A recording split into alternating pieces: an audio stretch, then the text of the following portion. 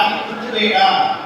ಆ ಗಿಡ ಶಾಶ್ವತವಾಗಿ ಇರಬೇಕು ಅಂದ್ರೆ ಅದಕ್ಕೆ ಭೂಮಿಯಿಂದ ಭೂಸ್ಪರ್ಶದಿಂದ ತಪ್ಪಕಕ್ಕೆ ಇಡಬಾರದು ಎನ್ನುವ ಮಾರ್ಗವನ್ನ ಬಾಲ್ಯದಲ್ಲಿಯೇ ಹೇಳಿಕೊಟ್ರೆ ದೊಡ್ಡವನಾದ್ಮೇಲೆ ಮರವನ್ನು ನಡೆಯೋದಿಲ್ಲ ಅಂತ.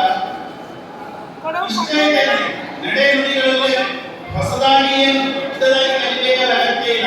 ಮಾಡುವ ದಿನನಿತ್ಯದ ಕಾರ್ಯದ ಸಣ್ಣ ಸಣ್ಣ ಸಣ್ಣ ಸಣ್ಣ ವಿಷಯಗಳನ್ನ ತೆಕ್ಕಿ ಅಲ್ಲಿ ನಾವು ಹೇಗೆ ನಡೀತೇವೆ, ನಮ್ಮ ಮಾರ್ಗ ಎಂತದ್ದು ಅನ್ನೋದನ್ನ ನಾವು ಗ್ರಹಿಸ್ತೇವೆ, ಅದು ನಮ್ಮ ಉತ್ತಮ ಮೌಲ್ಯದ ಜೀವನವನ್ನ ಕಟ್ಕೊಳ್ಳಲಿಕ್ಕೆ ಸಾಧ್ಯ.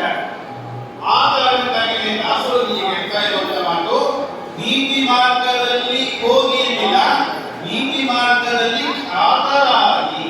ಆ ಪದದಲ್ಲಿ ಸೂತ್ರವೇ ಇದೆ, ನಾವು ಖ್ಯಾತಿ ಆಗಬೇಕಂದ್ರೆ ಒಳ್ಳೆಯ ನೀತಿವಂತ ವ್ಯಕ್ತಿ. ಹಾಗೆ ಖ್ಯಾತಿ ಬರೋದು ಎಲ್ಲಿಂದ ಅಂದ್ರೆ ಸದಾ